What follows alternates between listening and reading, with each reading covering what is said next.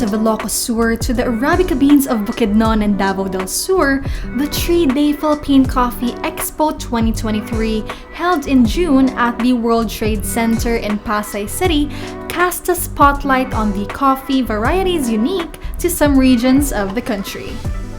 For a team of researchers from De La Salle University, the event was an opportunity to share their study, which stands to benefit not just the local farmers and producers, but also the coffee and cacao-loving consumers. Consumers now are more discerning, more discriminating, and would have preferences in terms of the origin of their food and beverages. And for that reason, we saw that there is a gap when it comes to proving where the coffee and the cacao came from. So let's say, for example, if you want to know if Sagada coffee is indeed from Sagada, you have to have scientific evidence, right?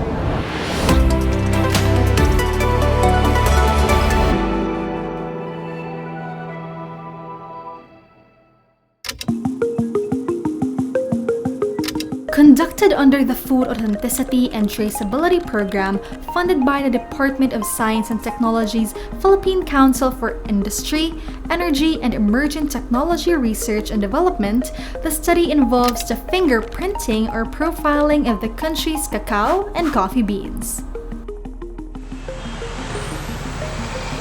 My name is Emmanuel Garcia. I am currently the director of the La Salle Food and Water Institute. I'm also currently the project lead of the project on coffee and cacao traceability.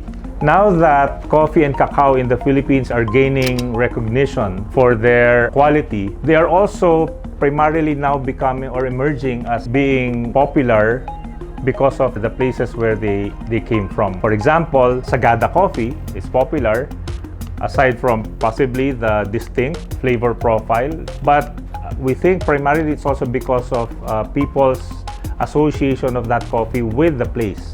And now that these products, these high-value crops, are closely associated with where they were grown, it is important that we develop a system where we would be able to have hard evidence, scientific data that links these products to where they were cultivated. With the help of the Philippine Nuclear Research Institute, Dr. Garcia's team uses stabilized isotope analysis and multi-elemental profiling.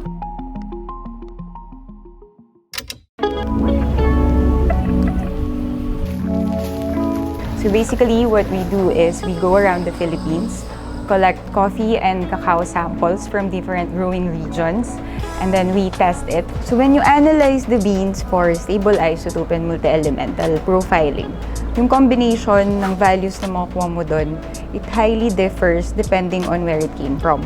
Bakit?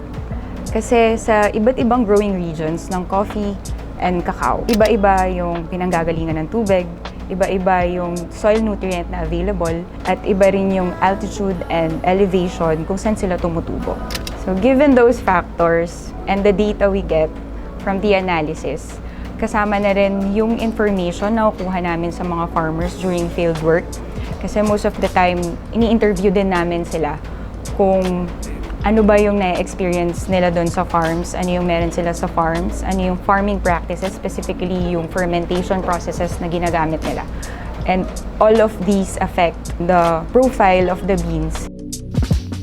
One of the challenges that I've encountered during our fieldworks is communicating the concept to the stakeholders and as much as possible limanizing every scientific principle so they would be convinced that this particular project is necessary in the coffee and cacao industry.